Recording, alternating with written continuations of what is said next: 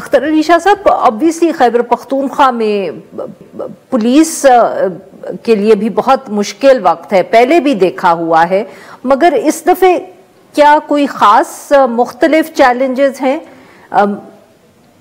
Is it more difficult this time around? Police is less equipped? कैसे आप मवाजना करेंगे? जहाँ तक खैबर पख्तूनख्वा की पुलिस की बात, पहले तो मैं ये कहूँगा कि जब से दहशतगर्दी 9/11 के बाद और ख़ुसूसन 2006 के बाद जो हालात वहाँ पर हुए, तो पुलिस ने अपने खून से ये तारीख लिखी है और उन्होंने रिस्पॉन्स सिस्टम डेवलप किया है। और यही पुलिस थी जो कि उनके साथ सिक्योरिटी फोर्सेस भी थे। एक वक्त वो आलम था कि वहाँ पर मतवाजी हुकूमतें बन गई थी, रियासत थी नहीं बाज़ इलाकों में, तो वो मतवाजी अदालतें भी चला रहे थे।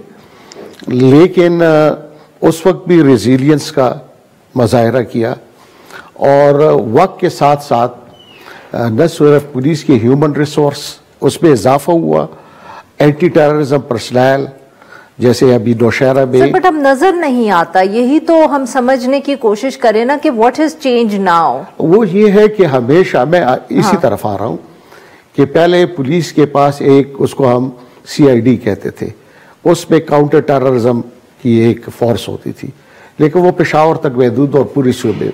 बाद में फिर हमने फौज के साथ क्रैश बुनियादों के ऊपर रिक्रूटमेंट स्कीमें और उनको फौजी ट्रेनिंग सेंटर्स में और हैवी वेपन्स के ऊपर ट्रेनिंग दी। फिर INL की मदद से US नौशहरा में state of the art anti terrorism centre कायम किया है, जहां हर साल एंटी टेररिज्म पर्सनल ट्रेन होकर निकल रहे हैं और वो इफेक्टिव है। मैं ये कह रहा हूँ, अब तक कामयाबियां भी बहुत ज्यादा है। एक तरफ वो जहां पर अटैक होता है वो तो नजर आ रहा होता है, लेकिन जो कामयाबियां होती हैं वो उस तरह से नुमायां नहीं होती। अब भी जो एक ढांचा जो आपको नजर आ रहा है, आप पेशावर जाएंगे तो यूनिवर्सिटी रोड जिधर जाएंगे आपको एक फुल ऑफ लाइफ है। तो ये पुलिस ने कुछ और काम किया हुआ है, तो इस वजह से कुछ बात बनी हुई है। हाँ, इस वक्त चैलेंजेस हैं जनूबी अजला में, एक नए सिरे से फिर मुनज़्ज़म हो गए हैं जो मिलिटेंट्स हैं, पुलिस के ऊपर अटैक्स भी हो रही हैं।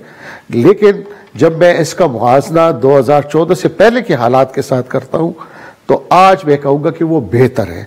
बिल्कुल ठीक, आइडियल नहीं है। बिल्कुल सही जी। ताहिर साहब, आप ब्रेक पे जाने से पहले पॉलिसीज का जिक्र कर रहे थे कि आपको पॉलिसी में कोई तब्दीली नजर नहीं आ रही। सर, क्या आप एक्सप्लेन करेंगे कि ये कौन सी पॉलिसीज हैं जिनका आप जिक्र कर रहे हैं? मैं सिक्योरिटी पॉलिसी की बात करता हूं। इमरान खान हुकूमत जाने के बाद उस वक्त PDM की हुकूमत और अभी की हुकूमत को भी कुछ लोग PDM2 कहते हैं, उनकी वही पॉलिसी है कि हमने शिद्दत पसंद ग्रुप्स के खिलाफ जंग करनी है, मुज़ाकरात नहीं करेंगे। और मेरे ख्याल में पाकिस्तान ने मोहम्मद सादिक साहब को जब भेजा था खुसूसी नुमाइंदा अफगानिस्तान को काबुल 24 दिसंबर को, तो शायद कि यहाँ पे एक सोच थी कि अब मामलात अफगान तालिबान के साथ थोड़े से बेहतर बनाने चाहिए, ताकि सिक्योरिटी मामलात में जिस तरह के माजी में उन्होंने मेज़बानी की ही TTP और पाकिस्तानी रियासत की, तो शायद थोड़ी सी उनसे दोबारा हेल्प ली जाए, ताल्लुकात बहाल किए जाए।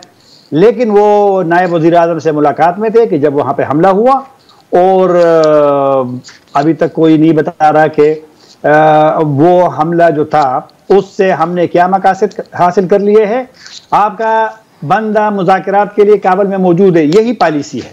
ये पॉलिसी का 2025 के लिए एक आगाज़ है कि हमने उसी पॉलिसी को बरकरार रखना है। अगर आप उस पॉलिसी को बरकरार रखेंगे तो फिर तो चैलेंजेस तो होंगे। और पहले मैं बात कर रहा था कि DJ इश्तियाक साहब ने कहा तकरीबन इस साल में हज़ारों ऑपरेशन जो उसने फिगर भी दे रहे, तकरीबन 1,70,000 ऑपरेशन किए गए हैं, और जो 170 तकरीबन डेली उन्होंने कहा ऑपरेशन 2024 में होते रहे हैं।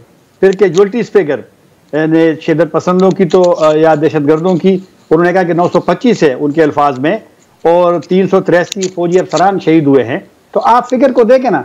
मैं वही कह रहा हूँ कि मैं ऐसे सहाफ़ी, मैं तो हुकूमत को मशवरा तो नहीं दे सकता कि आप ये करें आप वो करें, लेकिन अगर लड़ाई वाली पॉलिसी होगी और फिर आपने अफगानिस्तान के साथ भी ताल्लुकात ख़राब कर लिए, तो जो बदएतमादी की फिजा से हम नया साल शुरू कर रहे हैं, तो मैं यही कह रहा हूँ कि चैलेंजेस आपके लिए बढ़ेंगे। अब मुझे नहीं पता कि हुकूमत किस तरह फिर काउंटर करती है इस पॉसिबल थ्रेट को, लेकिन मसाइल रहेंगे।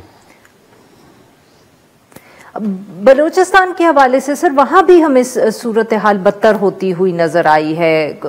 कुछ ना कुछ अगर हम कहें कि सियासी कॉन्टेक्स्ट बहुत फर्क है, वहां सिक्योरिटी चैलेंजेस भी कुछ हद तक फर्क हैं, बट वही पुरतशद्दद एक्टिविटीज नजर आ रही हैं, एक फुकदान नजर आ रहा है रियासत का लोगों के साथ, और अटैक्स बढ़ते हुए नजर आ रहे हैं। अब बलूचिस्तान में अब उसको हम दो हिस्सों में तकसीम करेंगे। एक रिलीजियस मोटिवेटेड दहशतगर्दी है या मिलिटेंसी कहेंगे, दूसरी है जो बलोच एथनिक बेस्ड मोटिवेटेड, उसकी अपनी डायनामिक्स है, फिर उसको अंडरस्टैंड करने की ज़रूरत है। और वो तब हम उस पर मैंने एक दफ़ा आर्टिकल भी मेरा आया था, understanding the dynamics of Baloch militancy, लेकिन अनफॉर्चुनेटली यहाँ पर कोई हकीकत सुनने के लिए तैयार नहीं होता। जब तक आप हिकमत अमली जब बनाएंगे तो पहले तो उसके चार अज्जा है मेरे ख्याल में। एक तो यह है कि पहले कि हम कहाँ खड़े हैं और क्यों खड़े हैं, और हमने किधर जाने और कैसे जाना है। तो पहले तो आपने एक तस्लीम करना होता है कि मेरी अपनी क्या गलती है, दूसरे की क्या ग्रीवियंसेस हैं, वो ग्रीवियंसेस को आपने देखना होगा कि उनकी क्या ग्रीवियंसेस हैं, वो क्यों ये पहाड़ों के ऊपर चढ़ गए हैं, उनको क्या चीज़, वो मैक्सिम गोरकी को क्यों पढ़ रहा है, वो चे गवेरा क्यों पढ़ रहा है, वो आर्ट ऑफ वॉर चाइनीज वाला वो क्यों पढ़ रहा है, वो गुलखान नसीर के वो क्यों पढ़ रहा है। बिल्कुल ठीक सर। तो जब आप उनकी नॉवेल्स को, उनकी शॉर्ट स्टोरीज को, उनकी पोइट्रीज को, तो आप फिर उनकी साइकोलॉजी को समझने की कोशिश करेंगे। अब बलोच कितने होंगे, 40 लाख है, कितने हैं, यूथ कितना होगा। अब उनका असल मसला तो यह है कि वो ग्लोबलाइजेशन वाली बात है, वो ये खतरा महसूस कर रहे हैं अगर गवादर होगा, ग्लोबलाइजेशन होगी, डेवलपमेंट होगी, तो बाहर के लोग आएंगे और वो फर्दर मार्जिनलाइज हो जाएंगे। जी ताहिर साहब, आप बलूचिस्तान पे कुछ ऐड करना चाहेंगे सर?